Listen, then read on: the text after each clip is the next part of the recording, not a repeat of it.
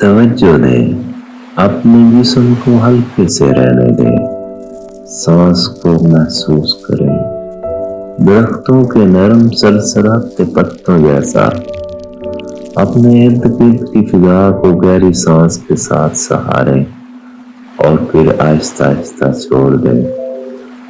آپ کا ذہن اب بس ایک نرم لہر پر بہہ رہا ہے، ایک مسکین ساحل کی مانند، جہاں ہر سانس ایک نرمی کے ساتھ لہروں کی گود میں اترتا ہے۔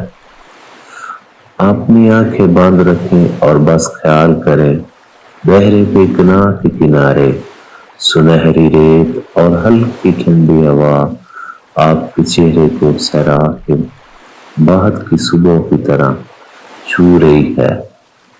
خشخشی نرم ریت کا پرسکون شور آپ کو گود میں لے رہا ہے، ایک آہستہ پرسکون داستان کا انتظار کر رہا ہے، ایک نصیحت آموز کہانی، ایک ایسی مورل کہانی جو آپ کے زخموں کو مرہم میں بدل دے۔ آئیں نرم ہو کر اپنی روح کو سکون کے اس ساحل پر چھوڑ دیں۔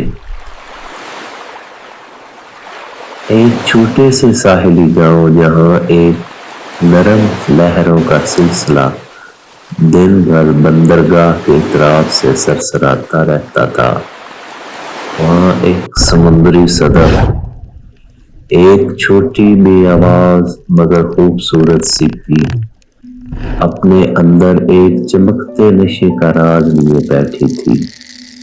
سپی کا نام سلویٰ تھا، وہ ایک عام سپی مگر اس کے اندر چھپی تھی ایک کہانی جو کسی نے نہ دیکھی، نہ سنی اور نہ پوچھا۔ ایک دن کی بات ہے، ایک چھوٹا سا ذرہ، ایک معمولی سا دانہ ریت سمندر میں بہہ کر سپی کے دروازے سے اندر جا گھسا۔ اسے خبر نہ تھی کہ وہ تغیر لے کر آئے گا۔ اس ذرے میں چھپی تھی ایک نرم مہربانی اور ایک آزمائش جو سلویٰ کے لیے بہت اہم تھی۔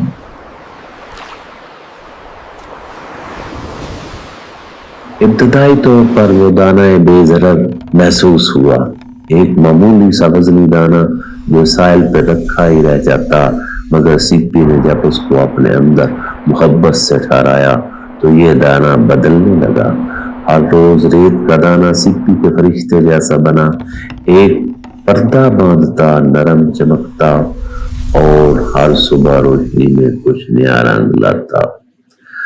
آہستہ آہستہ سلویٰ نے محسوس کیا کہ یہ دانہ اس کے لیے درد لے کر آیا، اندر کی کشمکش، کچھ تکلیف، ایک ٹکراؤ، مگر ساتھ ہی اس نے محسوس کیا کہ اس درد نے اسے ایک خاص چیز بنا دیا، چمکدار، نازک، قیمتی۔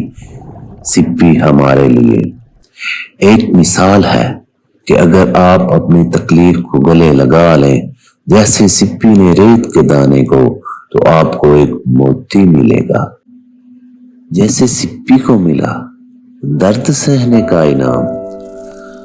اب ایک لمحہ رکیں اور سانس لیں، آہستہ آہستہ، اور چھوڑ دیں۔ آپ کا دل نرم ہے، آپ کا ذہن پرسکون ہے۔ لہر کی آواز سرسراتی ہواؤں کو ساتھ لیے آئیں پھر اپنی کہانی جاری رکھتے ہیں۔ سلویٰ نے دیکھا کہ ہر دن کے ساتھ اس کا شکوہ کم ہوتا گیا اور اندر سے ایک روشنی پھوٹنے لگی۔ ہر چمک میں ایک سبق تھا، ہر تکلیف کے پیچھے ایک بنیادی اصول، صبر، تحمل، تسلیم اور یاد رکھنا کہ ہر تکلیف کے پیچھے اللہ کی رضا کا ایک پیغام ہوتا ہے۔ پھولوں کی طرح نہ اس نے خود کو ٹوٹنے دیا، نہ دانہ ریت کو نکال کر بہا دیا، اس نے دونوں کو ایک ساتھ رہنے دیا اور نتیجہ یہ نکلا، ایک موتی، نرم، روشن اور بے مثال۔ جب یہ موتی کسی خاص مخلصات میں آیا اور ایک صدف کی طرح نرم لیکن مضبوط دل والا شخص تو اس نے راز سمجھا۔ زندگی کی چوٹیں جب سنبھال کر رکھی جائیں تو وہ محبت، حکمت اور شرافت جیسی نئی چمک پیدا کرتی ہیں۔ اب ذرا اپنے اندر جھانکیں کہ آپ کے اندر کوئی چھوٹی کہانی چھپی ہے۔ کیا آپ کے اندر کوئی اسلامک مورلز موجود ہیں؟ کوئی ایسا درد جو آپ نے پوشیدہ رکھا ہے؟ اپنی سانسوں سے اسے قبول کریں، پھر دیکھیں کہ وہ شعائیں کیسے اندر سے چمکتی ہیں۔ ہر سانس کی طرح آہستہ آپ کے اندر کا موتی لمحات بناتا چلا جائے، جیسے کہ سیپی نے درد کو موتی میں تبدیل کیا۔ تکلیفیں یہی سبق دیتی ہیں کہ ہر زخم، ہر تکلیف اگر ایمان اور حوصلے سے سہی جائے تو وہ ہمارے لیے موتی کے دروازے کھولتی ہیں۔ سنیں، سمندر کی لہریں اب تھوڑی مدھم ہو چکی ہیں، شام اتر آئی ہے اور آسمان پر ستارے نمودار ہو رہے ہیں، جیسے کوئی کہانی کے الفاظ ہوا میں تیر رہے ہوں۔ اب آئیں سلویٰ کی نصیحت آموز کہانی کو وہاں سے آگے بڑھاتے ہیں جہاں ہم نے چھوڑا تھا۔ جب وہ موتی مکمل بنا، سلویٰ نے اپنے اندر سکون کی ایک ایسی گہرائی محسوس کی جو اس نے کبھی پہلے نہیں جانی تھی۔ وہ درد جو کبھی اس کی تنہائی کا باعث تھا، اب اس کی پہچان بن چکا تھا۔ ایک چھوٹی کہانی مگر سبق بھری۔ سلویٰ نے کسی سے اپنے درد کا ذکر نہ کیا، نہ سمندر کی لہروں سے، نہ چمکتے سورج سے۔ وہ جانتی تھی ہر روح کی آزمائش الگ ہے اور ہر روح کو اپنے درد سے خود ہی قیمتی بنانا ہوتا ہے۔ مورل سٹوریز کی یہی خوبی ہے، وہ ہمیں خاموشی میں سنبھلنا سکھاتی ہیں۔ ایک روز ایک روتا خور آیا، اس کا نام یوسف تھا۔ وہ سمندر سے موتی تلاش کرتا تھا، لیکن نہ صرف اپنے نفع کے لیے بلکہ وہ ایسے موتیوں کو تلاش کرتا تھا جو کسی گہری کہانی کا حصہ ہو۔ جب اس نے سلویٰ کو پایا، وہ فوراً جان گیا یہ کوئی عام سپی نہیں، یہ کسی نے آزمائش میں سنوارا ہے، یہ ایک دعا کا جواب ہے۔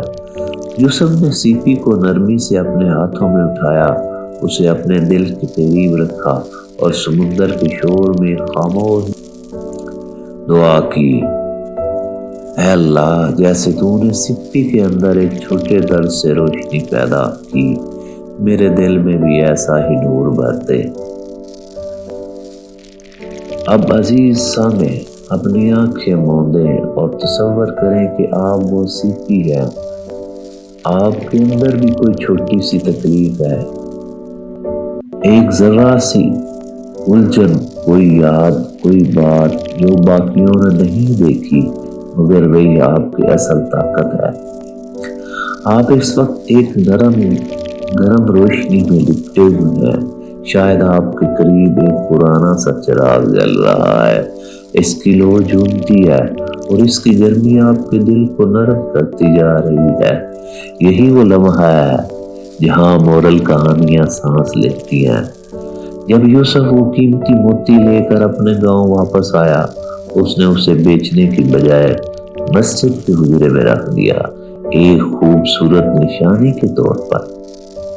مسجد کے امام نے جب اس موتی کو دیکھا تو کہا، یہ محض خوبصورتی کا نشان نہیں، یہ صبر کی نشانی ہے، وہ خاموش نصیحت جو الفاظ سے زیادہ بولتی ہے۔ لوگ مسجد میں آ کر اس موتی کو دیکھنے لگے اور جب بھی کوئی دکھ یا تکلیف میں ہوتا، وہ امام سے کہتا، کیا میں وہ موتی دیکھ سکتا ہوں؟ بس ایک لمحہ، تاکہ مجھے یاد آ جائے کہ میرا درد بھی ایک دن قیمتی بن سکتا ہے۔ اب ایک اور سانس لیں، آہستہ اور نرمی سے چھوڑ دیں۔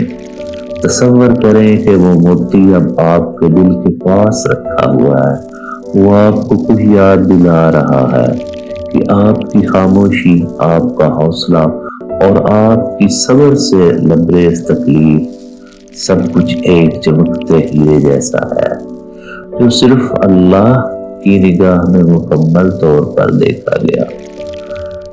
یہ ہے وہ اسلامی اخلاقیات جن پر زندگی کی اصل عمارت کھڑی ہوتی ہے۔ یہ ہے وہ اسلامی اخلاقیات جو نسلوں کو صبر، شکر اور حوصلے کا پیغام دیتی ہیں۔ آج کی رات جب آپ نیند کی طرف بہتے جا رہے ہوں، اس سیپی کو یاد رکھیں، سلوہ کو، یوسف کو، اور وہ مسجد کا حجرہ جہاں ایک چھوٹا موتی دلوں کو سنبھالنے کا باعث بنتا ہے۔ آپ بھی ویسے ہی ہیں، ایک دل کا صدف جس کے اندر کا درد رب کے حکم سے ایک دن روشنی میں بدل جائے گا۔ اب آنکھیں موند لیں، ہر لفظ آپ کی سانسوں میں تحریر ہو رہا ہے، ہر لمحہ آپ کے دل کو مزید نرم، مزید روشن کر رہا ہے۔ یاد رکھیں کہ آپ اپنی تکلیف کو قیمتی بنا سکتے ہیں، جی ہاں، بالکل ویسے ہی جیسے ایک سیپی موتی بناتی ہے، خاموشی میں، تنہائی میں، اللہ کے